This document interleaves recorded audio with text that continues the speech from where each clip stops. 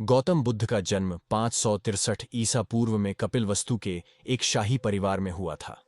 उनका बचपन का नाम सिद्धार्थ था। उन्हें विलासिता और सुख सुविधाओं से भरा जीवन मिला। उनके पिता राजा शुद्धोधन ने उन्हें जीवन की कष्टपूर्ण सच्चाइयों से दूर रखने का हर संभव प्रयास किया। लेकिन एक दिन सिद्धार्थ ने महल के बाहर 4 दृश्य देखे। एक वृद्ध, एक रोगी, एक मृत व्यक्ति और एक साधु। इन दृश्यों ने उनके मन को गहराई से झकझोर दिया। उन्होंने समझा कि जीवन अस्थिर है और दुखों से भरा है।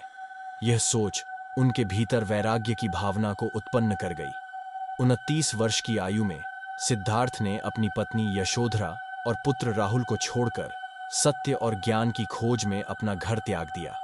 इस घटना को महाभिनिष्क्रमण कहा जाता है। गृह त्याग के बाद सिद्धार्थ ने विभिन्न गुरुओं के पास जाकर अध्यात्म और योग की शिक्षा ली, लेकिन उन्हें पूर्ण संतोष नहीं मिला। उन्होंने कठोर तपस्या का मार्ग अपनाया और कई वर्षों तक कठिन साधना की। हालांकि उन्होंने यह महसूस किया कि अत्यधिक तपस्या भी उनके उद्देश्य को पूरा नहीं कर रही थी। फिर उन्होंने मध्यम मार्ग का निर्णय लिया। इसके बाद वे बोधगया के एक पीपल वृक्ष के नीचे ध्यानमग्न हो गए। कई दिनों के ध्यान और आत्मचिंतन के बाद 35 वर्ष की आयु में सिद्धार्थ को पूर्ण ज्ञान की प्राप्ति हुई। वे बुद्ध गए।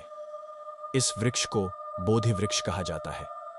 उन्होंने समझा कि दुखों का कारण मानव की इच्छाएं और आसक्तियां हैं और इनसे मुक्ति के लिए अष्टांगिक मार्ग का पालन करना चाहिए। दोस्तों, आपको ये कहानी कैसी लगी?